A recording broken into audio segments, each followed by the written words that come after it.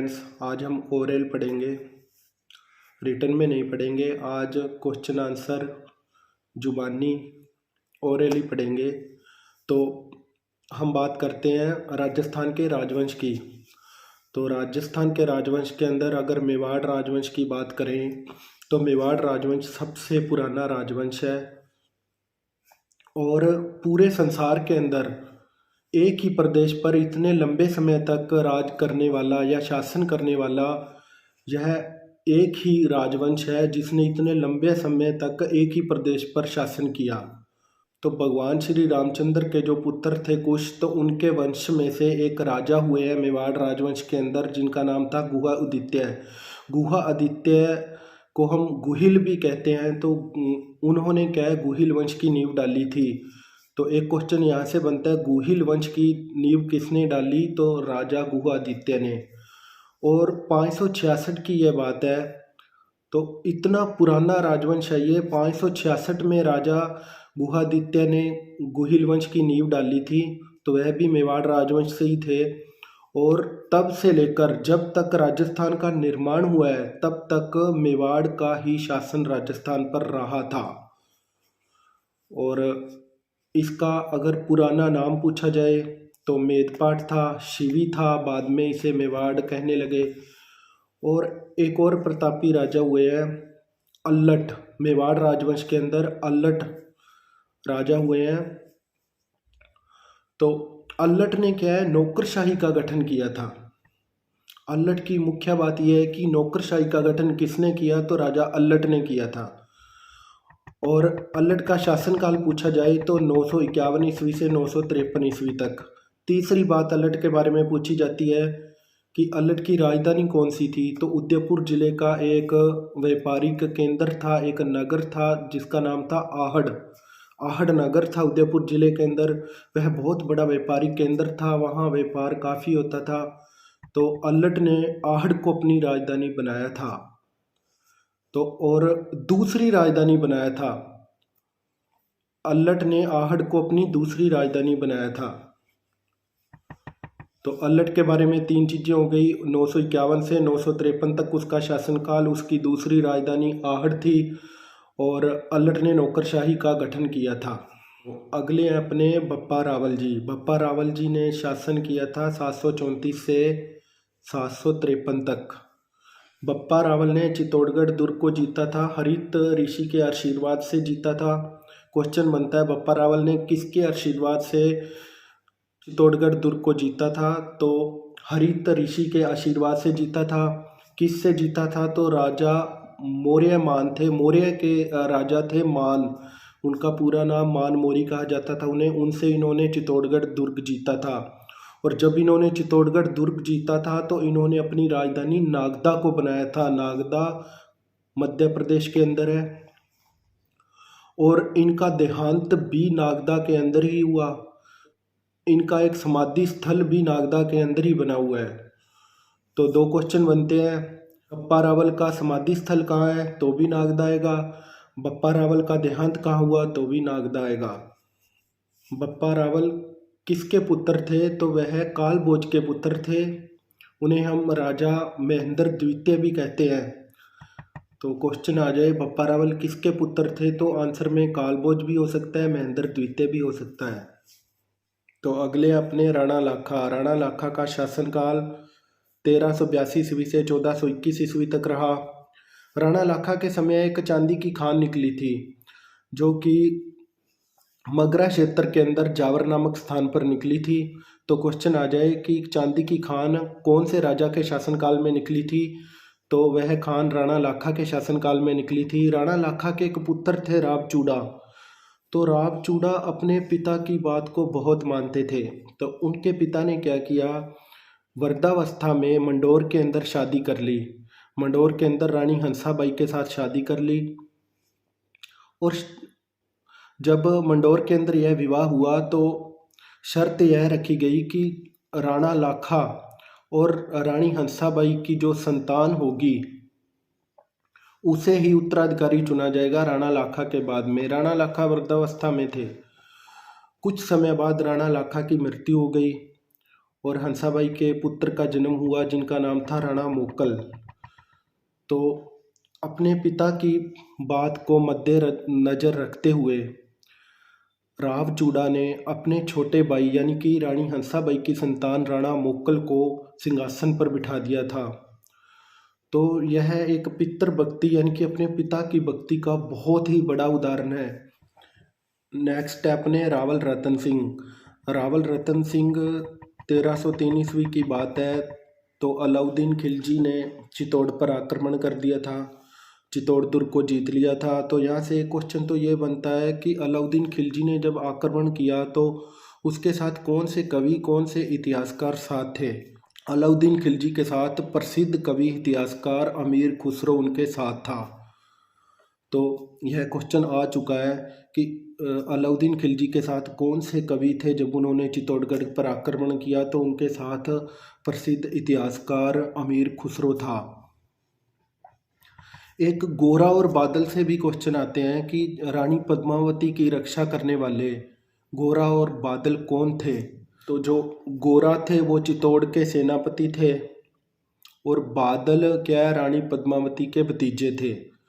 तो उनका रिश्ता भी एग्जाम में पूछा जाता है कि गोरा एवं बादल कौन थे। ऑप्शन में दे देते हैं चचेरा भाई या मामा जी इस तरह, लेकिन जो गोरा थे वह सेनापति थे चित्तौड़ के और बादल रानी पद्मावती के भतीजे थे।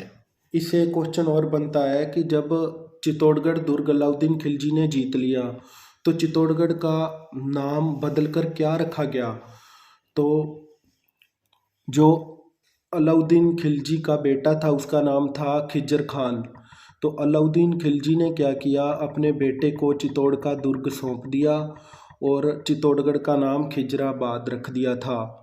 तो यह भी एक क्वेश्चन बनता है कि चित्तौड़गढ़ का नाम बदलकर क्या रखा गया था। तो खिजराबाद रखा गया था। किसके नाम पर रखा गया था। तो खिज्र खां के नाम पर। नेक्स्ट अपने राणा हमीर। राणा हमीर की सबसे बड़ी बात यह है कि राणा हमीर के समय में ही मेवाड़ के जो राणा थे वह अपने नाम के आगे महाराणा लगाने लगे थे। यह परंपरा राणा हमीर ने ही चलाई थी। तो राणा हमीर की एक और बात है, राणा हमीर को कीर्ति स्तंभ के अंदर विषम घाटी पंचानन कहा गया है। तो यह एक शिलालेख है कीर्ति स्तंभ।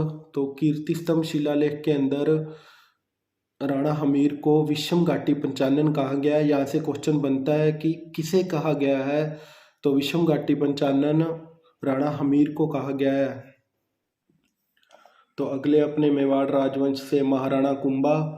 तो महाराणा कुंभा का शासनकाल रहा 1433 से 1468 तक। और महाराणा कुंभा का एक युद्ध पूछा जाता है जो है सारंगपुर का युद्ध। यह सारंगपुर का युद्ध किस किस के मध्य हुआ। तो पहले तो इसकी डेट याद कर लो, 1437। सारंगपुर का युद्ध 1437 को हुआ और यह महाराणा कुंभा और मालवा के सुल्तान महमूद खिलजी के मध्य हुआ था। और इसके अंदर महाराणा कुंभा की जीत हुई थी। और इस जीत के उपलक्ष्य में महाराणा कुंभा ने कीर्ति स्तंभ का निर्माण करवाया था। यह क्वेश्चन पूछा जाता है कि कौन से युद्ध के जीत के उपलक्ष्य में महाराणा कुंभा ने कीर्ति स्तंभ का निर्माण करवाया था। तो सारंगपुर के युद्ध की जीत के उपलक्ष्य में। और फिर इसके निर्माणकर्ता तक भी पूछे जाते हैं। तो जो कीर्ति स्तंभ है यह 1440 को इसको बनाना स्टार्ट किया था और 1448 तक इसका कार्य पूर्ण हो चुका था। अब इसके निर्माणकर्ता पूछते हैं तो इसके निर्माणकर्ता है वह जैता थे। जैता के पुत्र थे नापा, पोमा व पूंजा। तो यह जैता के 3 पुत्र थे। तो इन्होंने कीर्ति स्तंभ प्रशस्ति का निर्माण करवाया था। सूत्रधार भी यही थे। तो महाराणा कुंभा ने कुंभलगढ़ दुर्ग का निर्माण भी करवाया था। तो कुंभलगढ़ दुर्ग का निर्माण 1458 ईस्वी में करवाया था। तो 1458 ईस्वी में महाराणा कुंभा ने कुंभलगढ़ दुर्ग का निर्माण करवाया। ये डेट याद कर लेना।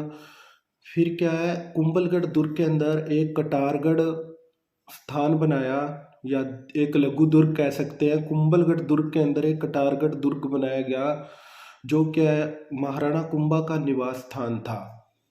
और क्वेश्चन यहाँ तक भी पूछा जाता है कि कुंभलगढ़ दुर्ग का शिल्पीकार कौन था, तो उसका नाम था मंडन। कुंभलगढ़ दुर्ग के शिल्पीकार का नाम था मंडन।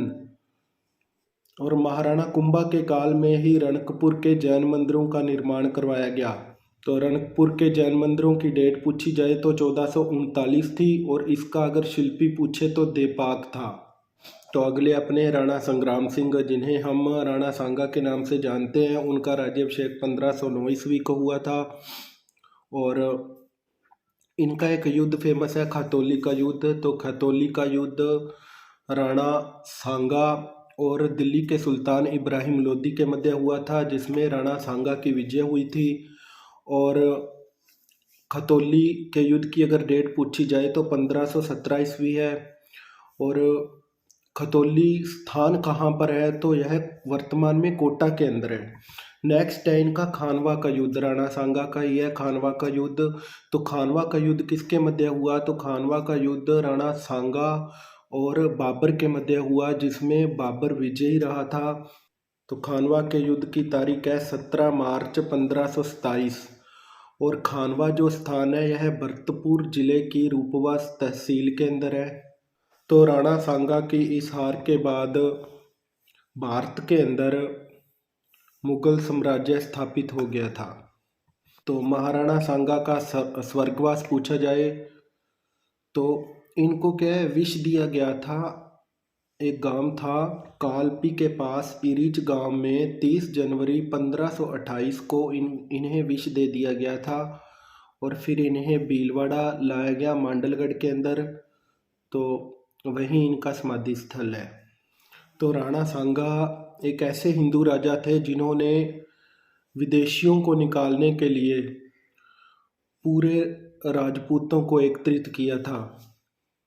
तो अगले अपने मेवाड़ के शासक महाराणा प्रताप, उनका जन्म 9 मई 1540 ईस्वी को हुआ। और उनका अगर शासनकाल पूछा जाए तो 1572 से 1597 तक। और महाराणा प्रताप का जो राज्याभिषेक था वह गोगुंदा के अंदर हुआ था। उनका जन्म तो हुआ था कुंभलगढ़ दुर्ग में, परंतु उनका जो राज्याभिषेक था वह गोगुंदा के मध्य हुआ था। हल्दीघाटी का युद्ध जो महाराणा प्रताप और अकबर के मध्य लड़ा गया। तो पहला क्वेश्चन तो ये बनता है कि हल्दीघाटी का युद्ध किसके मध्य लड़ा गया, तो अकबर और महाराणा प्रताप के मध्य है। दूसरा क्या है, सेनापति पूछा जाता है कि महाराणा प्रताप के सेनापति कौन थे, तो मानसिंह थे जो महाराणा प्रताप के सेनापति थे हल्दीघाटी युद्ध में। और जिस हाथी पर वह सवार थे उस हाथी का नाम था मर्दाना। और इस युद्ध के अंदर अन्य हाथी भी थे जिनका नाम था गजराज, लूना, और एक प्रसिद्ध हाथी था राम प्रसाद, जो कि महाराणा प्रताप का बहुत ही प्यारा हाथी था राम प्रसाद, वह भी इस युद्ध में था। तो 21 जून 1576 को हल्दीघाटी, जो कि वर्तमान राजसमंद में है, तो अकबर की विजय हो चुकी थी। तो अब क्या है, हल्दीघाटी से रिलेटेड एक कर्नल टोड का क्वेश्चन बनता है कि कर्नल टोड ने हल्दीघाटी को क्या कहा है। तो कर्नल टोड ने हल्दीघाटी के युद्ध को मेवाड़ का थर्मोपली कहा है। यह क्वेश्चन आ चुका है कि कर्नल टोड ने हल्दीघाटी के युद्ध को क्या कहा है, तो उसने मेवाड़ का थर्मोपली कहा है हल्दीघाटी के युद्ध को। और जो दिवेर का युद्ध था उसे कर्नल टोड ने मेवाड़ का मैराथन कहा है। तो ये दोनों बातें ध्यान में रखनी है। दिवेर के युद्ध के बाद 1582 को चावड़ को अपनी राजधानी बनाया था महाराणा प्रताप ने। तो यह भी क्वेश्चन था कि दिवेर के युद्ध के पश्चात महाराणा प्रताप ने राजधानी किसे बनाया, तो चावड़ को बनाया था। 19 जनवरी 1597 को चावड़ के अंदर ही महाराणा प्रताप जी का स्वर्गवास हो गया था। और चावड़ से कुछ दूरी पर बांडोली नामक स्थान पर उनकी छतरी भी बनी हुई है। तो नेक्स्ट है अपने महाराणा विक्रमादित्य, जो 1531 को मेवाड़ के महाराणा बने थे। और वह महाराणा सांगा के पुत्र थे। 31 को जो विक्रमादित्य थे, राणा सांगा के छोटे पुत्र, यह महाराणा बने थे। और 1533 को गुजरात के सुल्तान बहादुर शाह ने चित्तौड़ पर आक्रमण कर दिया। तो जब 1533 में बहादुर शाह ने चित्तौड़ पर आक्रमण कर दिया, तो जो राणा सांगा की हाड़ी रानी कर्मवती थी, उन्होंने क्या है, हुमायूं से राखी भेजकर सहायता मांगी थी। तो हुमायूं ने सहायता नहीं की, तो कर्मवती ने 24 मार्च 1933 को संधि कर ली थी। तो ये बहादुर शाह चित्तौड़ से कब लौटा, तो 24 मार्च 1533 को वह संधि करके लौट गया था। यह डेट भी याद रखनी है। तो अब बात करते हैं चित्तौड़गढ़ का जो द्वितीय साका हुआ था। पहला साका तो राणा रतन सिंह के समय हुआ था। तो दूसरा साका है ये राणा विक्रमादित्य के समय हुआ था। तो द्वितीय साका 1534 को बहादुर शाह और विक्रमादित्य के मध्य युद्ध हुआ। युद्ध के अंदर बहादुर शाह विजय हुआ था। तो सन 1534 ईस्वी में क्या है, विक्रमादित्य का सोते समय वध कर दिया गया था।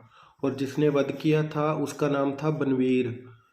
और बनवीर क्या है, उदय सिंह को भी मारना चाहता था, लेकिन पन्ना दाई ने उसे बचा लिया था। तो पन्ना दाई क्या है, उदय सिंह को लेकर कुंभलगढ़ चली गई। तो वहाँ के किलेदार थे जो आशा देवपुरा, उन्होंने क्या है, उदय सिंह को अपने पास रख लिया था।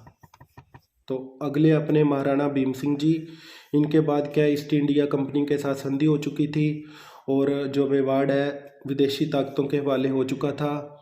तो महाराणा भीम सिंह जी ने 1818 ईस्वी में ईस्ट इंडिया कंपनी के साथ संधि की थी और मेवाड़ को विदेशी ताकतों के हवाले कर दिया था। अब क्या है, मेवाड़ के जो महाराणा थे भीम सिंह जी, इनकी एक पुत्री थी जिसका नाम था कृष्णा कुमारी। तो कृष्णा कुमारी को लेकर एक विवाद खड़ा हो गया था। जो जयपुर के नरेश थे जगत सिंह, तो जोधपुर के जो राजा थे मान सिंह, दोनों कृष्णा कुमारी से शादी करना चाहते थे। परंतु महाराणा भीम सिंह उनसे शादी नहीं करवाना चाहते थे, मान सिंह से शादी नहीं करवाना चाहते थे। तो उन दोनों के मध्य युद्ध की स्थिति बनी हुई थी। तो महाराणा भीम सिंह जी ने क्या किया, कृष्णा कुमारी को जहर दे दिया था और इस विवाद को समाप्त किया था। हमारा मेवाड़ के राजवंश के अंदर जो मुख्य शासक थे उनको हमने पढ़ लिया है। तो मैं जल्द ही नेक्स्ट वीडियो लेकर आऊँगा। तो चैनल को लाइक शेयर सब्सक्राइब ज़रूर करें। Thank you for watching.